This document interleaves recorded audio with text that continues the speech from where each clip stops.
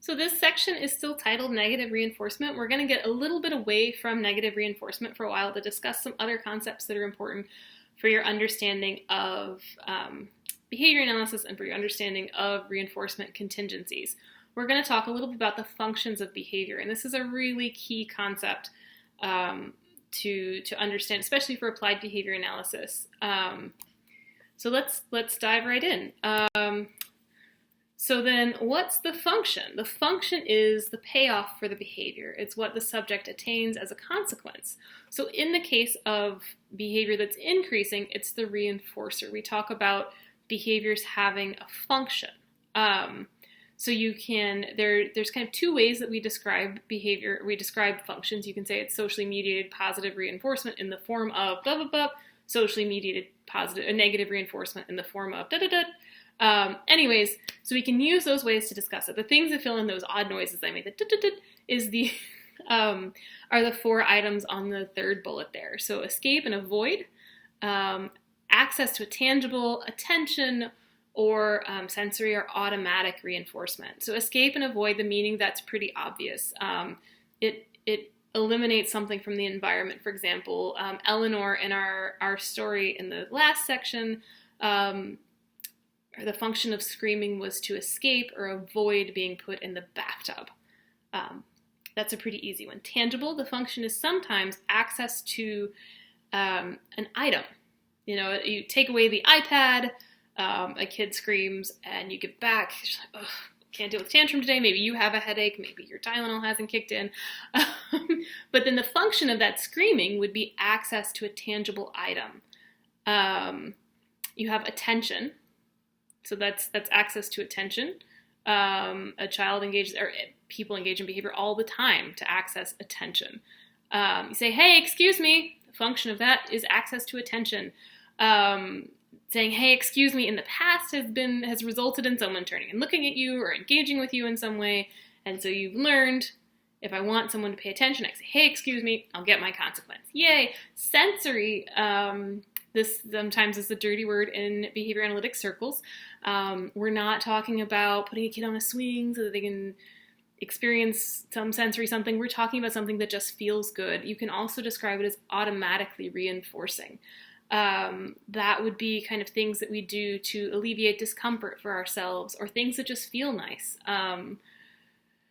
Going for a run for some people feels nice. It releases all those chemicals in your head. So the function of running is access to that that sensation, that automatic, like, yeah, my brain chemicals are doing great. Spoken as a true runner. So that's what we talk about function. Excuse my silly slide title. I really think that ascertaining the function of a behavior is so critical to behavior analysis. It's pretty fun once you get to it, because you can start to parse things apart and look at it and go, oh, what's the function of this? If you're working in behavior analysis, the question you're going to ask yourself 100 times a day is, what's the function of this behavior? Because that teaches us how to respond to the behavior. And we'll talk more about that process on the next slide. But know that subjects repeat behaviors that work for them. So we continue to do behaviors that result in result in the delivery of reinforcement in some way or another. If behavior doesn't work, it's unlikely that you'll continue to repeat it. So knowing that function allows you to identify the maintaining consequences of the behavior, or the consequences that are reinforcing the behavior that lead to its reoccurrence. So you can change the behavior then. If you know the function, you can try to change it. You'll be much more likely to be successful. You can change that by altering the consequence. So maybe throwing a fit no longer results in getting out of taking a bath. You can change the motivation to attain the consequence. You can make bath time more fun. You can put some toys in there. You can teach a different way to attain the consequence. You can say, hey, let's just say no bath tonight. And then you reinforce that. So that having a function-based approach is super important. For example, if the reinforcer, that the function of Eleanor screaming was to get her father's attention, then you would need a different reinforcer. And sometimes you can inadvertently provide the reinforcer for the other function without realizing it.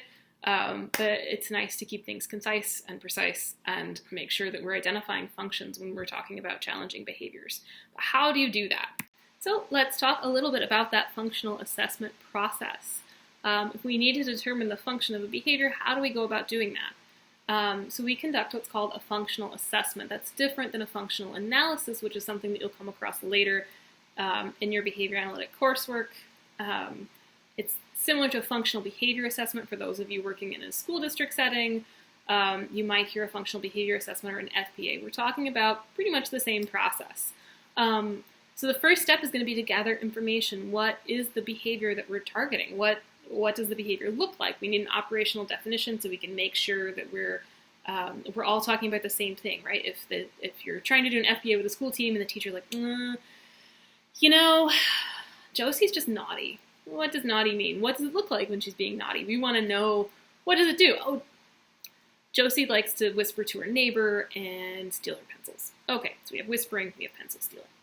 Those are things we can all agree what they look like, or maybe it's pencil borrowing. Anyways, we want to get that information. What does the behavior look like? What do we think she's getting out of it? And then we want to collect some data. So we want to look at the antecedents and the consequences, that is the things that come before the behavior and the things that come after the behavior, to see if we can identify a pattern. Based on that information, once we have our data and we've analyzed it, we'll identify the patterns and below, whispering to your neighbor is always followed by the neighbor whispering back. Taking the pencil is always followed by the teacher coming over and saying, now, Josie, don't do that. In those cases, it would seem like the maintaining reinforcer was attention, in one case attention from a peer, in one case attention from the teacher. So we generate that hypothesis, and then we would go test that hypothesis. You can tell if you've delivered the reinforcer for a behavior, if you've identified the function correctly, by delivering the reinforcer, and if the behavior stops, then you've probably hit the nail on the head. If you put implement an intervention and it works, the behavior reduces, you teach that functionally equivalent replacement behavior, or however you choose to teach. If it turns the behavior off, if you get the desired result, then your hypothesis is likely correct. If you don't see the result you were expecting, then you might need to go back to the drawing board and collect some more data. All right, so let's look at a couple of complications that happen in terms of reinforcement and the cyclical nature of challenging behavior. They mentioned the textbook. I really like this graph. I hope you guys can see it. So the sick social cycle, or victims escape model, which I thought was, it's just an interesting concept, but it's something important to think about, especially if you're working with families or you're working in a school setting, that we're all subject to those contingencies. So it's not just what's reinforcing the client or the learner, the person who's at the center of the plan's behavior, but what's reinforcing the behavior of those in their environment. Becoming aware of those contingencies. Hey, I buy my kid candy in the supermarket because I want to escape from that tantrum. I don't want to be that person. I don't actually have a kid. I don't buy them anything in the supermarket because they don't exist. I give my dog a peanut butter Kong when he's barking and I'm trying to record lectures because that gives me escape from the barking. But it also reinforces the barking. Like Charlie's like, oh, if I bark, I get a Kong? Sweet. Bark, bark, bark, bark, bark. So it's sometimes win-win to reinforce the challenging behavior, but if you want the challenging behavior to be reduced, you have to stop reinforcing it, or you don't want it to continue increasing, you have to stop reinforcing it and think of a different way for the learner to get that need, that function met. So quick review, some questions you should think about as we prepare to wrap up. What is reinforcement? So what does reinforcement mean? Well, reinforcement is something that increases the future likelihood or the future frequency of a behavior under similar conditions. What are the two broad types of reinforcers? Positive and negative reinforcement.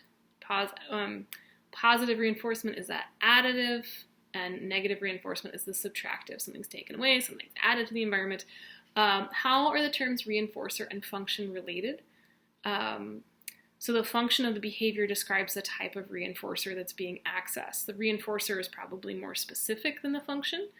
And then there is some new work coming out about synthesized contingencies. If you're interested in that, look up synthesized contingencies and read about it. It's a little more advanced than we need for our intro to behavior analysis class. But still an interesting topic to read about and think about. And then why do people need to care? Why do we need to care about function? Like, what's the function of talking about function?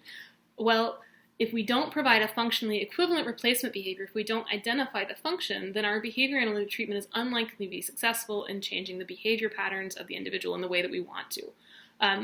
The alternate response is only valuable if it provides access to the same reinforcer, if it serves the same function as the challenging behavior or the behavior that we're trying to stop reinforcing does. So in order to be effective behavior analysts, we have to think in terms of function. All right, so that wraps it up for this week. I'll stick some extra readings and your keywords into the module. I appreciate your attention today. And again, as always, if you have any questions, please feel free to reach out, and I will get back to you. All right, thanks, you guys. Have a great rest of your week. Don't forget to complete your quiz. It's down below in the rest of the module.